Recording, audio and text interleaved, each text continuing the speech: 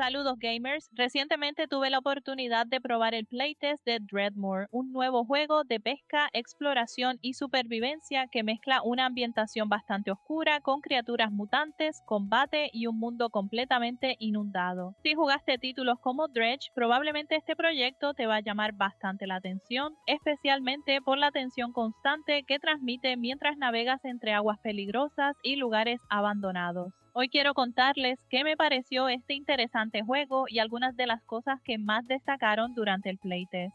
En cuanto a la historia, Dreadmore nos lleva a un mundo destruido por una catástrofe causada por la humanidad, donde gran parte de las ciudades y regiones costeras terminaron completamente sumergidas bajo el agua. Ahora sobreviven pequeños asentamientos aislados que dependen de la pesca, el intercambio de recursos y la exploración de zonas abandonadas para mantenerse con vida. Durante el viaje iremos descubriendo restos del antiguo mundo, barcos destruidos, estructuras olvidadas y distintas pistas sobre lo que ocurrió antes del desastre, mientras criaturas mutadas comienzan a aparecer tanto en el agua como en tierra firme, haciendo que cada expedición se sienta bastante peligrosa. Uno de los puntos más fuertes de Dreadmore es definitivamente su arte y ambientación. El juego maneja una estética bastante oscura y pesada, con aguas turbias, niebla constante, pueblos destruidos y escenarios que transmiten una sensación de abandono casi todo el tiempo. La iluminación también ayuda muchísimo a crear tensión, especialmente cuando navegas de noche o exploras zonas inundadas donde nunca sabes qué puede aparecer. Aunque recuerda bastante a Dredge por su temática de pesca y horror, aquí todo se siente mucho más realista y sucio, con un enfoque más cercano a la supervivencia en primera persona.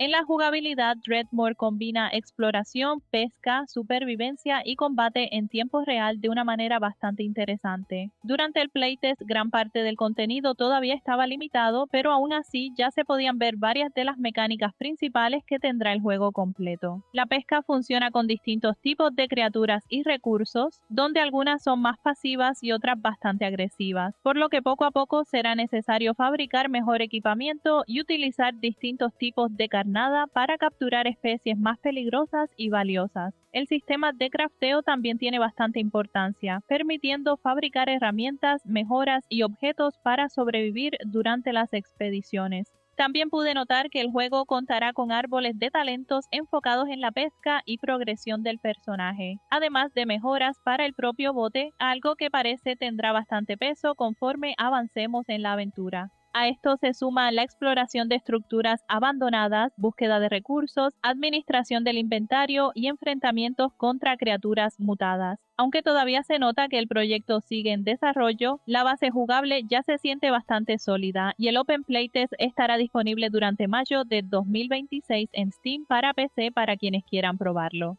En general, Dreadmore me dejó una impresión bastante positiva durante este playtest. Aunque todavía hay varias cosas en desarrollo, el juego ya logra transmitir muy bien esa mezcla de exploración, tensión y supervivencia mientras navegas por este mundo destruido. Si te gustan experiencias similares a Dredge, pero con un enfoque más realista, oscuro y en primera persona, definitivamente vale la pena seguirle la pista. Además, si deseas probar el playtest, los desarrolladores también incluyeron una encuesta para que los jugadores puedan reportar errores, compartir opiniones y sugerir posibles cambios para la versión completa del juego. Por ahora habrá que esperar a nuevas actualizaciones y ver cómo evoluciona el proyecto conforme avance su desarrollo.